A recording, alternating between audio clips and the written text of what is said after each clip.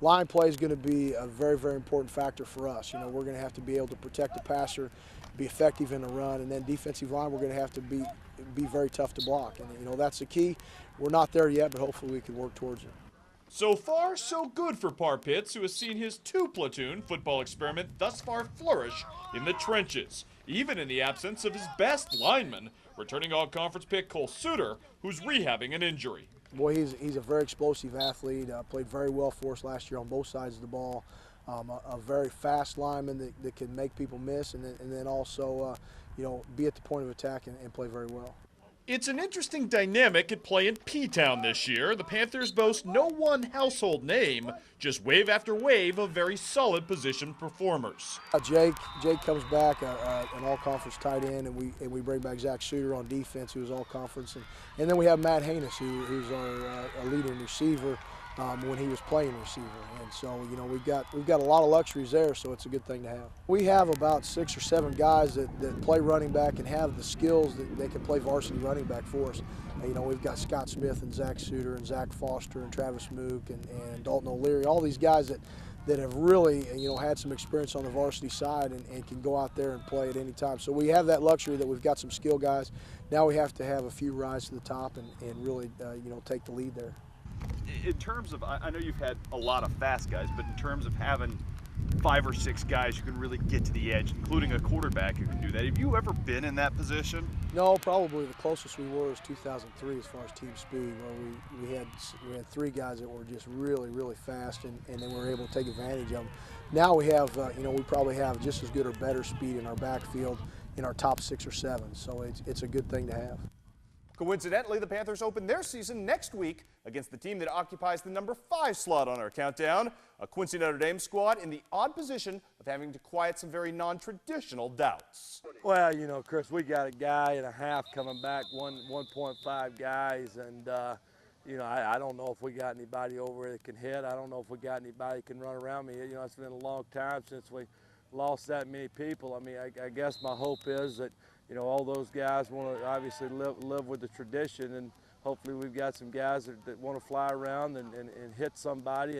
It seems a very strange preseason exercise, questioning the strength of a Q&D defense. But it would be short-sighted to suggest that Bill Cannell doesn't have serious overhaul work to do with that unit.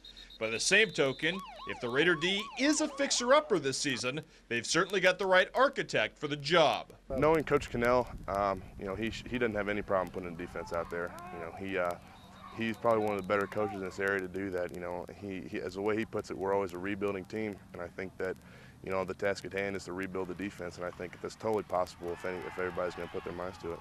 And there is undeniably potential on the defensive unit, particularly at linebacker, where Chris Turstrip is the look-to leader. Yeah, we got good linebacking crew. We got Nick Phillips and me in the middle linebacking core, and Alex Watercutty and a bunch of other backups who can come in and fill the spot. Right, we have big shoes to fill from last year with Freddie and Chris, but we're going to try to step up and do the best we can. Well, at first I was concerned with filling those spots in the secondary and D-line, but the more we practice, the more I feel confident in their abilities to fill the spots. While the defense is a work in progress, the Raider offense, on paper anyway, appears to be the best ever assembled. And it starts with a college-sized offensive line that's more than just Michigan State signee Jack Cornell. I think Bill's got the biggest boys in the country this year, and you know, Jack Cornell, what a tremendous athlete. Max Dancer, and you know, those 2 guys are just tremendous athletes. You know, it's always nice when you walk up to the line, you can't even see the whole defense. When you got guys like Jack Cornell up there and AJ Hochschlag and Max Dancer, those guys are like your bodyguards. You know, you walk up there and they're just huge, and it always starts at the line. You know, those guys are the bread and butter. That's where it starts, and they're right there in the trenches. With such a big line, Q&D is fortunate to have a tall, rangy quarterback in 6'5" Marcus Welding, who appears to have beaten out his brother Matt for the starting nod. And what better luxury for a new quarterback than a running back stable that runs 6 deep, headlined by Michael Wyman. Yeah, Wyman makes us look good. You know, I mean, I think he's got All-State written all over him. You know, I think with him and Turstrip and Phillips back there, you know, I think that with the combination of them and our offensive line, I don't think that there's going to be a team that can really stop us. I think, you know, Chris, we've got some guys that want to run the football. I mean, it's a mentality. I mean, you know, Joe Olbert obviously has been with me for 10 years, and, you know, he brings a mentality over there that, you know, a simple man's mentality that, you know, obviously if you can run the ball harder than your opponent, if you hold on to the ball and do the right things with it, obviously you're going to have some great things happen, and those running backs have the same mentality he does. A bit of a new wrinkle for Q&D this year, as for the first time since the mid-90s, the Raiders will play in a conference slate. But Bill Cannell's team has to circumnavigate 3 difficult non-conference games to even get there. Well, when you look at those first 3 weeks, Macomb, Palmyra, and Geneseo, you know, we just hope we can obviously speak week 4. I mean, these, you know, 3 quality opponents and 3 obviously quality coaches, all programs rich in tradition, and you know, we're going to have to work hard to be able to compete at that level.